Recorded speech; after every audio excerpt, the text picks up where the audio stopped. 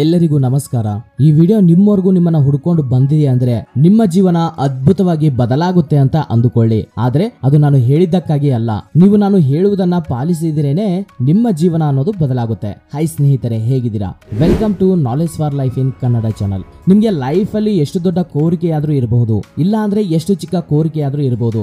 ನೀವು ಶ್ರೀಮಂತರಾಗಬೇಕು ಅಂತಾನೂ ಇರಬಹುದು, ಇಲ್ಲ ಉನ್ನತ ಮಟ್ಟದಲ್ಲಿ ಇರಬೇಕು ಅಂತಾನೂ ಇರಬಹುದು. ನಿಮ್ಮ ಸ್ಯಾಲರಿ ಬಗ್ಗೆ ಆಗಿರಬಹುದು, ನಿಮ್ಮ ಗೋಲ್ಸ್ ಗೋಸ್ಕರ ಆಗಿರಬಹುದು, ನಿಮ್ಮ ಡ್ರೀಮ್ಸ್ ಗೋಸ್ಕರ ಆಗಿರಬಹುದು, ನಿಮ್ಮ ರಿಲೇಶನ್ಶಿಪ್ ಗೋಸ್ಕರ ಆಗಿರಬಹುದು, ಇಲ್ಲ ನಿಮ್ಮ ಭವಿಷ್ಯಕ್ಕಾಗಿ ಆಗಿದ್ರು ಕೂಡ ಆಗಿರಬಹುದು. ಅದೇ ನೀವು ಅಂದುಕೊಂಡ ಹಾಗೆ ನಡೆದ್ರೆ ಎಷ್ಟು ಚೆನ್ನಾಗಿರುತ್ತೆ. ಆದ್ರೂ ನಾನು ಅಂದುಕೊಂಡ ಹಾಗೆ ಎಲ್ಲಾನು ನಡೆಯುತ್ತಾ ಅಂತ ನೀವು ಅಂದುಕೊಂಡ್ರೆ, ಎಸ್, ನನ್ನನ್ನ ನಂಬಿ, ನೀವು ಬಲವಾಗಿ ನಂಬಿ ಕೋರಿಕೊಂಡರೆ ಅದು ಎಂತಹ ಕೋರಿಕೆಯಾದ್ರೂ ನೆರವೇರುತ್ತೆ. ಆದ್ರೆ ಹೇಗೆ ಅನ್ನೋದೇ ನಿಮ್ಮ ಪ್ರಶ್ನೆ ಅಲ್ವಾ? ಅದಕ್ಕೆ ಉತ್ತರವೇ ಲಾ ಆಫ್ ಅಟ್ರಾಕ್ಷನ್. ಇದ್ರ ಬಗ್ಗೆ ನನಗೆ ಗೊತ್ತಿರುವಷ್ಟು ನಿಮಗೆ ಎಕ್ಸ್ಪ್ಲೈನ್ ಮಾಡ್ತೀನಿ. ಈ ವಿಡಿಯೋನ ಕೊನೆವರೆಗೂ ನೋಡಿ, ತಿಳಿದುಕೊಳ್ಳಿ, ನಿಮ್ಮ ಜೀವನದಲ್ಲಿ ಪಾಲಿಸಿ, ನಿಮ್ಮ ಜೀವನದಲ್ಲಿ ಬದಲಾವಣೆಗಳನ್ನ ನೀವೇ ನೋಡ್ತೀರಾ. ತದನಂತರ ನೀವೇ ಹೇಳ್ತೀರಾ ಇದು ಲೈಫ್ ಚೇಂಜಿಂಗ್ ವಿಡಿಯೋ ಅಂತ.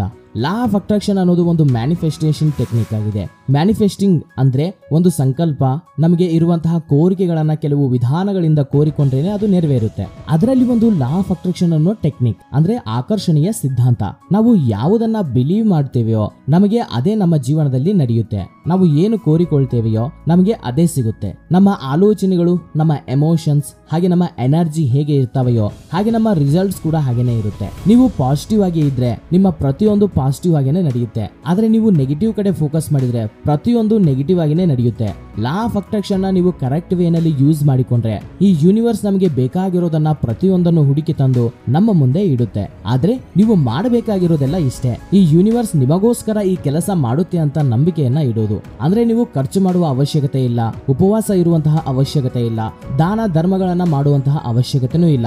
ಈ ಯೂನಿವರ್ಸ್ ನಿಮ್ಮ ಕೋರಿಕೆಗಳನ್ನ ನೆರವೇರಿಸುತ್ತೆ ಅಂತ ನಂಬಿ ಸಾಕು. ನಮ್ಮ ಪ್ರಪಂಚದಲ್ಲಿ ಎಷ್ಟೋ ಜನ ಸಕ್ಸಸ್ಫುಲ್ ಪೀಪಲ್ಸ್ ಇದ್ದಾರೆ. ರಾಜಕಾರಣಿಗಳಿಂದ ಹಿಡಿದು ಸ್ಪೋರ್ಟ್ಸ್ ಮ್ಯಾನ್ ವರೆಗೂ, ಆಕ್ಟರ್ಸ್ ಇಂದ ಹಿಡಿದು ಬಿಲಿಯನರ್ಸ್ ವರೆಗೂ, ಅವರಲ್ಲಿ ತುಂಬಾ ಜನ ಅಷ್ಟು ಸಕ್ಸಸ್ಫುಲ್ ಪೊಸಿಷನ್ ಅಲ್ಲಿ ಇರೋದಕ್ಕೆ ಕಾರಣ law of attraction. Gym carry ಎಂಬ ಹಾಲಿವುಡ್ ಆಕ್ಟರ್ ಅವರಿಗೆ ಆಕ್ಟಿಂಗ್ ಚಾನ್ಸಸ್ ಇಲ್ಲದೆ ಇರುವಂತಹ ಸಮಯದಲ್ಲಿ ಅವರಿಗೆ 10 ಮಿಲಿಯನ್ ಒಂದು ಚೆಕ್ ಅನ್ನ ಬರೆದುಕೊಂಡು ಅದು ಅವರಿಗೆ ಬಂದಿದೆ ಅಂತ ನಂಬಿದ್ರು. ನೆಕ್ಸ್ಟ್ 5 ಇಯರ್ಸ್ ಒಳಗಡೆನೆ ಒಂದು ದೊಡ್ಡ ಮೂವಿದು ಆಫರ್ ಬಂತು. ಹಾಗೆ $10 ಮಿಲಿಯನ್ ಚೆಕ್ ಕೂಡ ಅವರಿಗೆ ಬಂತು. ಹಾಗೇನೆ ನಮ್ಮ ದೇಶದಲ್ಲೂ ಕೂಡ ಶಾರುಖ್ ಖಾನ್, MS ಧೋನಿ, ವಿರಾಟ್ ಕೊಹ್ಲಿ, ಧನುಷ್, ಹೀಗೆ ತುಂಬಾ ಜನ ಸೆಲೆಬ್ರಿಟೀಸ್, ಬಿಸ್ನೆಸ್ ಮ್ಯಾನ್ಸ್, ಕ್ರಿಕೆಟರ್ಸ್, ಇನ್ನು ಕಾಮನ್ ಮ್ಯಾನ್ಸ್ ಕೂಡ ಇದ್ದಾರೆ. ಅಂಡ್ ಇದೇ ಟೆಕ್ನಿಕ್ ನನ್ನ ಲೈಫ್ ಅಲ್ಲೂ ಕೂಡ ತುಂಬಾ ಹೆಲ್ಪ್ ಆಗಿದೆ. ಅಂಡ್ ನಿಮ್ಮೆಲ್ಲರಿಗೂ ಯೂಸ್ ಆಗ್ಬೇಕು ಅಂತ ನಾ ಆ ಟೆಕ್ನಿಕ್ ಅನ್ನ ನಿಮ್ಗೆ ಶೇರ್ ಮಾಡ್ಕೊಳ್ತಿದ್ದೇನೆ. ಲಾ ಆಫ್ ಅಟ್ರಾಕ್ಷನ್ ಇಂದ ನಮ್ಮ ಕೋರಿಕೆಗಳನ್ನ ಈಡೇರಿಸಿಕೊಳ್ಬೇಕು ಅಂದ್ರೆ ಮುಖ್ಯವಾಗಿ 3 ರೂಲ್ಸ್ ನ ನಾವು ಫಾಲೋ ಆಗ್ಬೇಕು. ಅದೇ ಆಸ್ಕ್, ಬಿಲೀವ್ ಅಂಡ್ ರಿಸೀವ್. ಇದರಲ್ಲಿ ಮೊದಲನೇದು ಆಸ್ಕ್ ಅಂದ್ರೆ ಕೇಳೋದು. ನಿಮ್ಗೆ ಏನ್ ಕೋರಿಕೆ ಇದೆಯೋ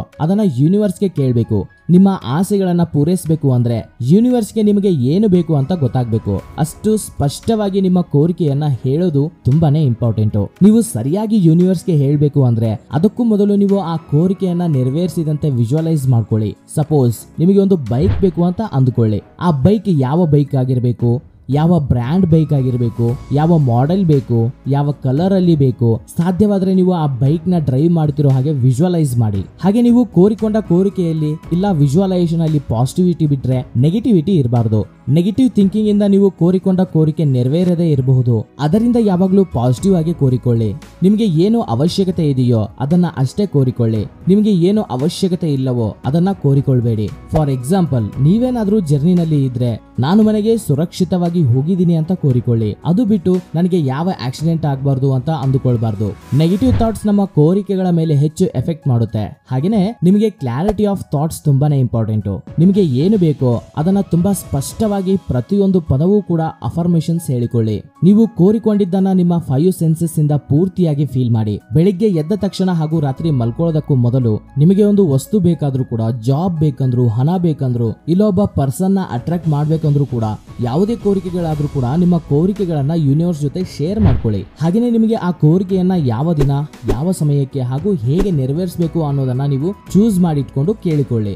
ನಿಮ್ಮ ಕೋರಿಕೆ ಮೇಲೆ ನಿಮಗೆ ಸ್ಪಷ್ಟತೆ ಇದ್ರೆ ನಿಮ್ಮ ಕೋರಿಕೆ ಅನ್ನೋದು ಬೇಗನೆ ನೆರವೇರುತ್ತೆ. ನಿಮ್ಮ ಕೋರಿಕೆಯನ್ನ ಕೋರಿಕೊಂಡ್ರು ಅನುಮಾನದಿಂದ ಯೂನಿವರ್ಸ್ ನ ಟೆಸ್ಟ್ ಮಾಡೋದಕ್ಕೆ ಟ್ರೈ ಮಾಡಬೇಡಿ. ನಿಮಗೆ ನಂಬಿಕೆ ಇದ್ರೆ ಅಷ್ಟೇ ನಿಮ್ಮ ಕೋರಿಕೆ ಅನ್ನೋದು ಈಡೇರುತ್ತೆ. ಇನ್ನು ಸೆಕೆಂಡ್ ಒನ್, ಬಿಲೀವ್.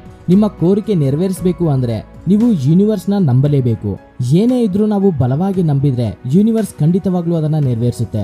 ಸೊ ಕೋರಿಕೆ ಯಾವುದೇ ಇದ್ರೂ ಕೂಡ ನೀವು ಬಲವಾಗಿ ಅದನ್ನ ನಂಬಿ ಕೋರಿಕೊಳ್ಳಿ. ಹಾಗೆ ಅಂತ ನೆರವೇರಿಸದೇ ಇರುವಂತಹ ಕೋರಿಕೆಗಳನ್ನ ಕೋರಿಕೊಳ್ಬೇಡಿ. ಎಕ್ಸಾಂಪಲ್, ನಾನ್ ಸಡನ್ ಆಗಿ ಮಗು ಆಗ್ಬೇಕು, ಸ್ಕೂಲ್ಗೆ ಹೋಗ್ಬೇಕು ಅಂತಹ ಕೋರಿಕೆಗಳನ್ನ ಕೋರಿಕೊಳ್ಬೇಡಿ. ನಾವು ಕೋರಿಕೊಂಡ ಕೋರಿಕೆಗಳಿಗೆ ಅರ್ಥ ಇರಬೇಕು, ಹಾಗೂ ನಮ್ಮ ಕೋರಿಕೆ ಫ್ಯೂಚರ್ ಅಥವಾ ಪ್ರೆಸೆಂಟ್ ಟೆನ್ಸ್ ನಲ್ಲಿ ಇರಬೇಕು, ಹಾಗೂ ಆ ಕೋರಿಕೆ ನೆರವೇರುತ್ತದೆ ಅನ್ನೋ ನಂಬಿಕೆ ನಮಗೆ ಇರಬೇಕು. ಜೊತೆಗೆ ಮ್ಯಾನಿಫೆಸ್ಟ್ ಮಾಡಿ ಸುಮ್ಮನೆ ಇದ್ರೆ ಏನು ಯೂಸ್ ಇರೋದಿಲ್ಲ. ಅದ್ರ ಜೊತೆಗೆ ನಾವು ಎಫರ್ಟ್ ನ ಕೂಡ ಹಾಕಬೇಕು. ಸಪೋಸ್ ನನಗೆ ಎಕ್ಸಾಮ್ ಅಲ್ಲಿ ಜಾಸ್ತಿ ಮಾರ್ಕ್ಸ್ ಬರಬೇಕು ಅಂತ ಅಂದುಕೊಳ್ಳಿ, ನಾವು ಕೋರಿಕೊಂಡ್ರೆ ಆಗೋದಿಲ್ಲ ಅಲ್ವಾ. ಜೊತೆಗೆ ಓದಿ ಎಕ್ಸಾಮ್ ನ ಬರಿಬೇಕು. ಹಾಗೆ ಅಂತ ಖಾಲಿ ಪೇಪರ್ ನ ಬಿಟ್ರೆ ಮಾರ್ಕ್ಸ್ ಬರೋದಿಲ್ಲ. ಹಾಗೇನೆ ನಮ್ಮ ಕೋರಿಕೆಗೆ ತಕ್ಕ ಎಫರ್ಟ್ಸ್ ನ ಹಾಕಿ ನಮ್ಮ ಕೋರಿಕೆಯನ್ನ ಬಲವಾಗಿ ನಂಬಿದ್ರೆ ಪ್ರತಿಯೊಂದು ನಡೆಯುತ್ತೆ. ಹಾಗೇನೆ ಕೋರಿಕೆ ಈಡೇರೋವರೆಗೂ ಕೂಡ ತಾಳ್ಮೆ ಅನ್ನೋದು ತುಂಬಾ ಇಂಪಾರ್ಟೆಂಟು. ನಾವು 1 ಮಂತ್ ಅಲ್ಲಿ ನಡಿಬೇಕು ಅಂತ ಅಂದುಕೊಂಡ್ರೆ 29 ಡೇಸ್ ನಲ್ಲಿ ಅದು ನಡೆಯದೇ ಇರಬಹುದು. ಆದ್ರೆ ಸ್ಟಿಲ್ ನೀವು ಯೂನಿವರ್ಸ್ ನ ಬಿಲೀವ್ ಮಾಡಬೇಕು. ಅದು ಬಿಟ್ಟು ನೀವು 29 ದಿನ ಆಯ್ತು, ಇನ್ನು ಯೂನಿವರ್ಸ್ ನನ್ನ ಕೋರಿಕೆಯನ್ನ ನೆರವೇರಿಸೋದಿಲ್ಲ ಅಂತ ನೀವು ಯೂನಿವರ್ಸ್ ಮೇಲೆ ಡೌಟ್ ಪಡಬೇಡಿ. ನೀವು ನಂಬಿದ್ರೆ 30 ದಿನಗಳಲ್ಲಿ 1 ಸೆಕೆಂಡ್ ಮುಂದೆ ಆದ್ರೂ ಕೂಡ ನಿಮ್ಮ ಕೋರಿಕೆ ಅನ್ನೋದು ನೆರವೇರುತ್ತೆ. ಅದಕ್ಕಾಗಿಯೇ ಬಿಲೀವ್ ಈಸ್ ವೆರಿ ಇಂಪಾರ್ಟೆಂಟ್. ಇನ್ನು ಥರ್ಡ್ ಒನ್, ರಿಸೀವ್. ನಿಮ್ಮ ಕೋರಿಕೆ ಅನ್ನೋದು ನೆರವೇರಿಸುವ ಮೊದಲೇ ನಿಮ್ಮ ಕೋರಿಕೆ ನೆರವೇರಿಸಿದಂತೆನೆ ಯೂನಿವರ್ಸ್ಗೆ ಥ್ಯಾಂಕ್ಸ್ ಹೇಳಿ. ಎಕ್ಸಾಂಪಲ್, ನಿಮಗೆ ಒಂದು 10 ಲಕ್ಷ ಬೇಕು ಅಂತ ಅಂದುಕೊಳ್ಳೋಣ. ಸೊ ಅದಕ್ಕಾಗಿ ನೀವು thank you universe for giving me 10 lakh rupees ಅಂತ ಕ್ಲಿಯರ್ ಆಗಿ ಹೇಳಿ. ಕೋರಿಕೆ ಕೋರಿಕೊಂಡಾಗ ಯೂನಿವರ್ಸ್ ನ ಬಿಲೀವ್ ಮಾಡೋದು ಎಷ್ಟು ಇಂಪಾರ್ಟೆಂಟ್ ಇರುತ್ತೋ, ನಿಮ್ಮ ಕೋರಿಕೆ ನೆರವೇರಿಸಬೇಕು ಅಂದ್ರೆ ಅಷ್ಟೇ ಇಂಪಾರ್ಟೆಂಟ್ ಯೂನಿವರ್ಸ್ ಕೂಡ ನಿಮ್ಮನ್ನ ಬಿಲೀವ್ ಮಾಡೋದು. ಯೂನಿವರ್ಸ್ಗೆ ಇಲ್ಲಿಯವರೆಗೂ ನಿಮ್ಗೆ ಏನೆಲ್ಲ ಕೊಟ್ಟಿದೆಯೋ ಅದಕ್ಕೆ ನೀವು ಥ್ಯಾಂಕ್ಸ್ ಹೇಳಿ. ಯೂನಿವರ್ಸ್ ನಿಮ್ಮನ್ನ ಕಾಪಾಡ್ತಿರೋದಕ್ಕೆ ಥ್ಯಾಂಕ್ಸ್ ಹೇಳಿ. ಯೂನಿವರ್ಸ್ ನಿಮ್ಗೆ ಏನೆಲ್ಲ ಕೊಡ್ತಾ ಇದೆಯೋ ಅದಕ್ಕೆ ನೀವು ಥ್ಯಾಂಕ್ಸ್ ಹೇಳಿ. ನೀವು ಹೇಳುವ ಥ್ಯಾಂಕ್ಸ್ ಯೂನಿವರ್ಸ್ಗೆ ಅಲ್ಲದೆ ನಿಮ್ಮನ್ನ ನೀವು ಆ ಪೊಸಿಷನ್ ಅಲ್ಲಿ ವಿಜುವಲೈಸೇಷನ್ ಮಾಡಿಕೊಂಡು ಥ್ಯಾಂಕ್ಸ್ ಹೇಳಿಕೊಂಡರೆ ನಿಮ್ಮ ಕೋರಿಕೆಗೆ ತಕ್ಕ ಹಾಗೆ ಯೂನಿವರ್ಸ್ ಎಲ್ಲವನ್ನು ರೀಅರೇಂಜ್ ಮಾಡುತ್ತೆ. ಹಾಗಾಗಿ ಯೂನಿವರ್ಸ್ಗೆ ಗ್ರಾಟಿಟ್ಯೂಡ್ ಹೇಳೋದು ತುಂಬಾನೇ ಇಂಪಾರ್ಟೆಂಟ್.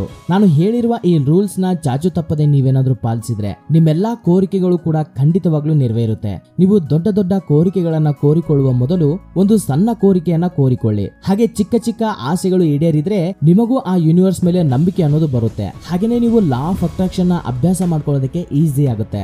ಒಂದು ಬಾರಿ ನಾನು ಹೇಳಿರುವ ಎಕ್ಸರ್ಸೈಸ್ ಮಾಡಿ, ಇದು ವರ್ಕೌಟ್ ಆದ್ರೆ ನಿಮಗೆ 100% ಗೊತ್ತಾಗುತ್ತೆ. ನೀವು ಬೆಳಿಗ್ಗೆ ಎದ್ದ ತಕ್ಷಣ ಒಂದು ಕಲರ್ ನ ಊಹಿಸಿಕೊಳ್ಳಿ, ಇಲ್ಲ ಅಂದ್ರೆ ಕಾರ್, ಬೈಕ್ ಏನಾದ್ರೂ ಸರಿ ಅದನ್ನ ಊಹಿಸಿಕೊಳ್ಳಿ. ಅದನ್ನ ಇವತ್ತು ನೋಡ್ಬೇಕು ಅಂತ ನೀವು ಕೋರಿಕೊಳ್ಳಿ. ಆದ್ರೆ ಯೂನಿವರ್ಸ್ ಇದನ್ನ ಮಾಡುತ್ತೆ ಅಂತ ಬಲವಾಗಿ ನಂಬಿ. ಆಮೇಲೆ ನೀವು ರೋಡ್ಗೆ ಬಂದಾಗ ಟ್ರಾಫಿಕ್ ನಲ್ಲಿ ಆಗ್ಲಿ, ಇಲ್ಲಾಂದ್ರೆ ಹೇಗಾದ್ರೂ ಸರಿ, ನೀವು ಕೋರಿಕೊಂಡಿದ್ದು ಅಥವಾ ನೀವು ಕೋರಿಕೊಂಡ ಕಲರ್ಸ್ ಇಲ್ಲಾಂದ್ರೆ ಕಾರ್ ಇಲ್ಲ ಬೈಕ್ಸ್ ನಿಮ್ಮ ಸುತ್ತ ಓಡಾಡೋದನ್ನ ನೀವು ಜಾಸ್ತಿ ನೋಡ್ತೀರಾ. ಅವಾಗ ನಿಮ್ಗೆ ಅರ್ಥ ಆಗುತ್ತೆ ನೀವು ಕೋರಿಕೊಂಡಿದ್ದನ್ನ ಯೂನಿವರ್ಸ್ ಈಡೇರಿಸುತ್ತೆ ಅಲ್ವಾ ಅಂತ. ಆಸ್ಕ್, ಬಿಲೀವ್, ರಿಸೀವ್ ಈ ಮೂರನ್ನ ನೆನಪಿನಲ್ಲಿ ಇಟ್ಕೊಂಡು ಪ್ರತಿದಿನ ಅನುಸರಿಸಿ, ಹಾಗೂ ನಿಮ್ಮ ಪ್ರತಿಯೊಂದು ಕೋರಿಕೆ ನೆರವೇರುವವರೆಗೂ ಅದನ್ನ ಪಾಲಿಸಿ. ನೀವು ಇಷ್ಟ ಆಗೋ ಹಾಗೆ ನೀವು ನಂಬಿದಂತೆಯೇ ನಿಮ್ಮ ಜೀವನ ಅನ್ನೋದು 100% ಬದಲಾಗುತ್ತೆ. ನಿಮ್ಮ ಕೋರಿಕೆಗಳನ್ನೋದು ನೆರವೇರೋದಕ್ಕೆ ಮೊದಲ ಹೆಜ್ಜೆಯನ್ನ ತಗೊಳ್ಳಿ. ಹಾಗೇನೆ ಕಾಮೆಂಟ್ ಸೆಕ್ಷನ್ ಅಲ್ಲಿ ಈ ಯೂನಿವರ್ಸ್ ನಿಮಗೆ ಇಷ್ಟು ದಿನ ಏನೆಲ್ಲ ಕೊಟ್ಟಿದೆ ಅದಕ್ಕೆ ಥ್ಯಾಂಕ್ ಯು ಯೂನಿವರ್ಸ್ ಅಂತ ಕಾಮೆಂಟ್ ಮಾಡಿ. ಸೊ ಇದಾಗಿತ್ತು ಸ್ನೇಹಿತರೆ ಇವತ್ತಿನ ವಿಡಿಯೋ. ಮತ್ತೊಂದು ದಿನ ಮತ್ತೊಂದು ಹೊಸ ಟಾಪಿಕ್ ಜೊತೆ ನಿಮ್ಮ ಮುಂದೆ ಇರ್ತೀನಿ, ನಿಮ್ಮ ಸಹೋದರ. Thank you for watching this video. Jai Hind.